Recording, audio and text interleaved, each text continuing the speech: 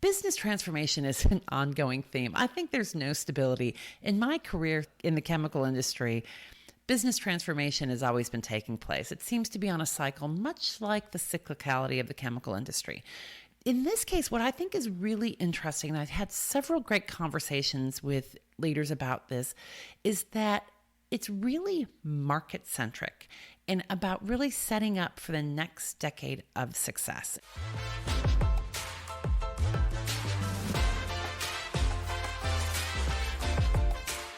A key component of the modern world economy, the chemical industry delivers products and innovations to enhance everyday life. It is also an industry in transformation, where chemical executives and workers are delivering growth and industry-changing advancements while responding to pressures from investors, regulators, and public opinion. Discover how leading companies are approaching these challenges here on The Chemical Show. Join Victoria Meyer, president of Progressio Global and host of The Chemical Show, as she speaks with executives across the industry and learns how they are leading their companies to grow, transform, and push industry boundaries on all frontiers. Here's your host, Victoria Meyer. Hi, this is Victoria Meyer. Welcome back to The Chemical Show, where chemicals means business. In today's episode, I am sharing key themes from the 2024 American Cleaning Institute annual meeting, otherwise known as ACI. Over 1,300 people from across the cleaning industry, representing surfactants and other ingredient manufacturers, formulators, brand owners and consumer products companies, and industrial products companies, attended this year's event in Orlando. The conference theme, Advancing Cleaning Innovation, was apparent throughout the conference and the conversations. So I'm here today to share some of the themes that I picked up from the event. And if you and your team are wondering how you're going to deliver your goals in 2024, if you've got some of these themes on your target and need some support, send me a message on LinkedIn. You can find me there, Victoria King Meyer, and let's have a call to discuss how we can help. So on to the conference.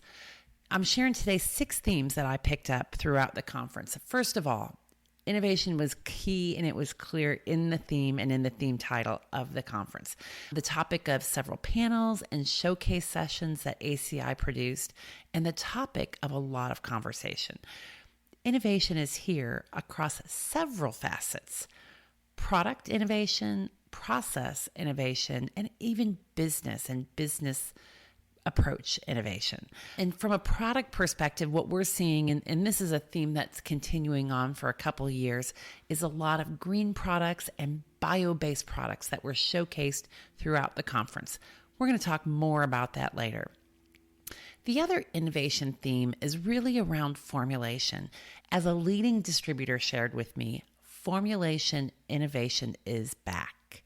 After the tumultuous 2020 to 2022 timeframe, right, with COVID and destocking and supply chain challenges, companies were stretched thin. They were more focused on getting the right product for their current formulations than really innovating on new formulations. And then with the destocking and cost controls that we saw in 23, some of that formulation-specific innovation dried up a little bit.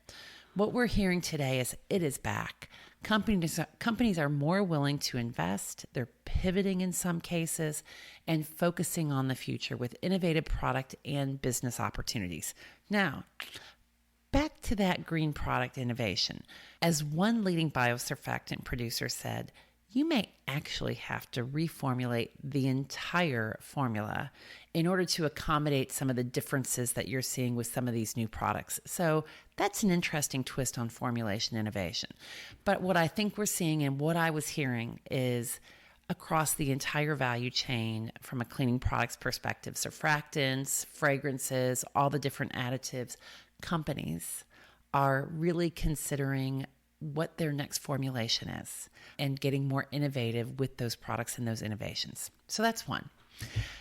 The second key thing that came through was restocking. Now, I got to be honest, that was a bit of a surprise when people said, oh yeah, we're having a great January and we are seeing companies and our customers restocking.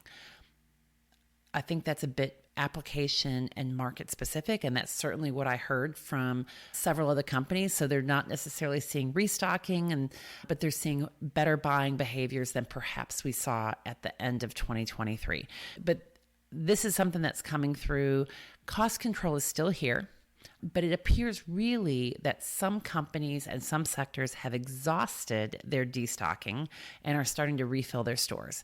Now, there is still a lot of just-in-time inventory, so nobody is planning that far ahead because there's some uncertainty around what is really going to transpire in 2024. And overall, people were moderate about the market. So I would not say that there was a strong confidence in terms of what the market is going to be in 2024, but certainly there was a sense that we may be in stable times.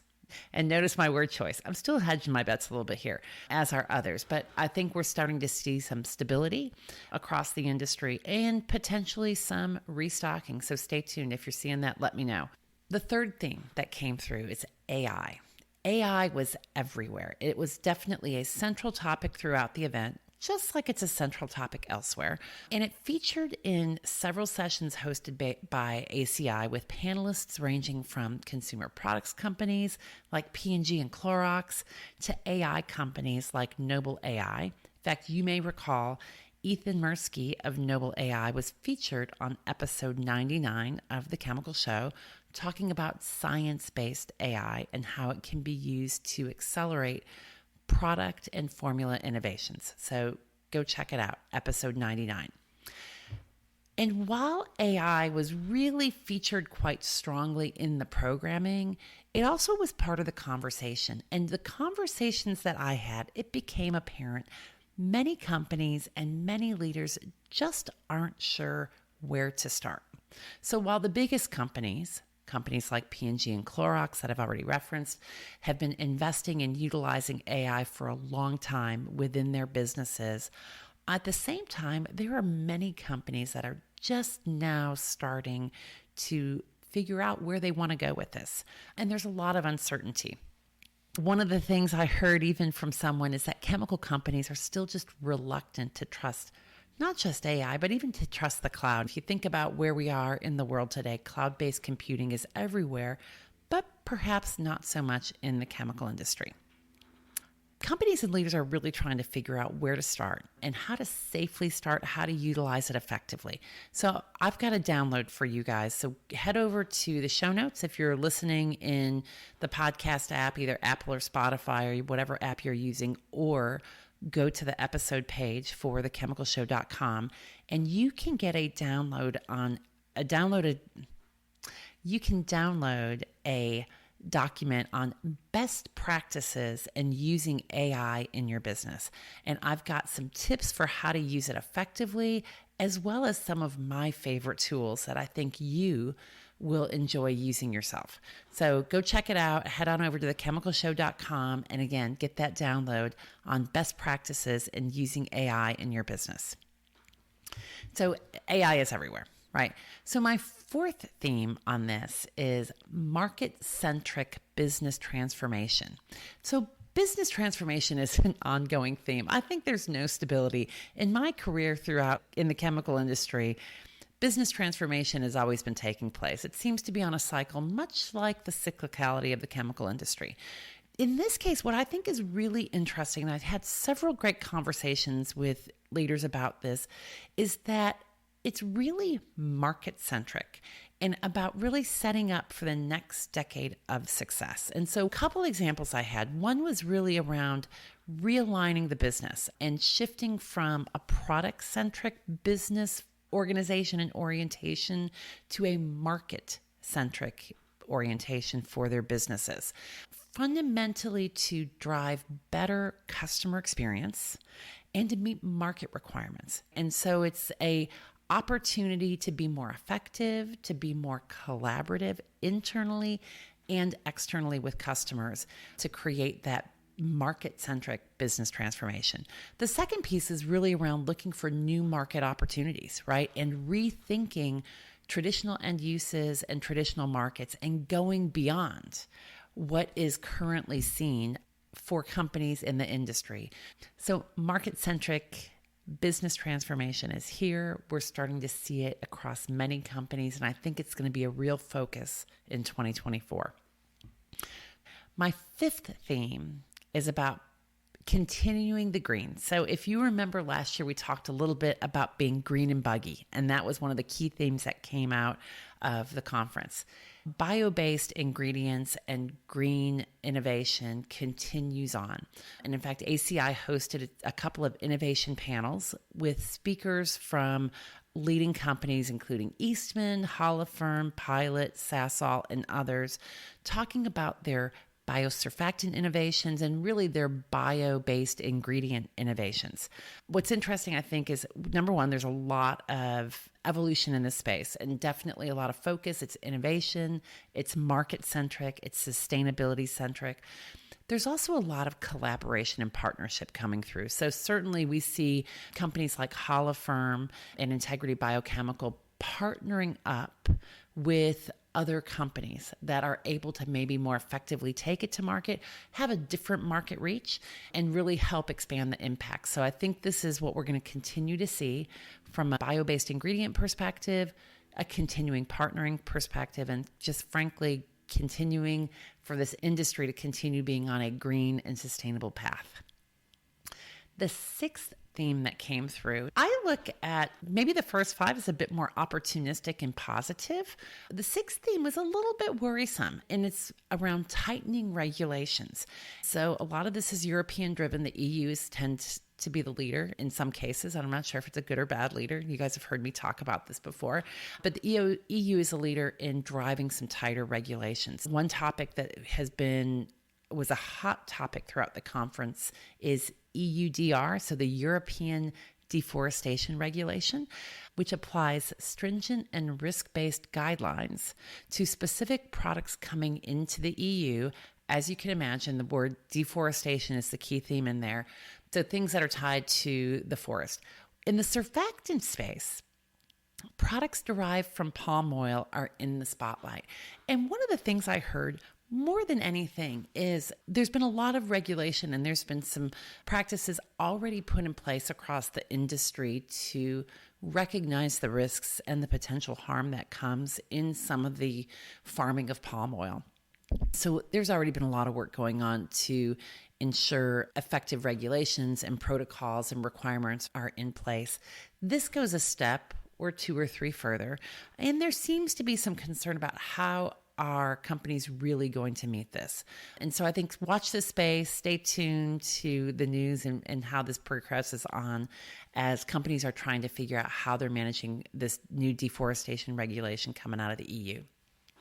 The second one that came out was really around dioxane. So 1,4-dioxane has been in the spotlight for the past several years, certainly in the US as well as globally, and companies have really figured out how to navigate around that.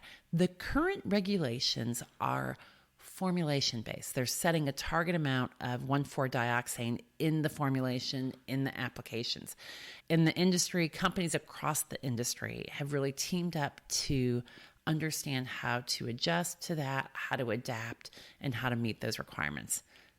Now there's a new regulation coming out of Germany that focuses on 1,4-dioxane in the raw materials at a pretty low level that, quite honestly, I think companies are still figuring out how are they going to tackle this. So I think I would say regulations is maybe one of the key themes. And frankly, this is an area that ACI and other industry groups really help pave the way and lead the way for all their constituents to provide both consensus, to provide that feedback to the governing bodies and more. So stay tuned in terms of where that's going to go. But that is theme number 6 coming out of the ACI 2024 annual conference. In general, the mood, I would say, was upbeat but measured. So ACI has said this was a record attendance, over 1,300 registrants from across the global industry, and I think that's important to recognize.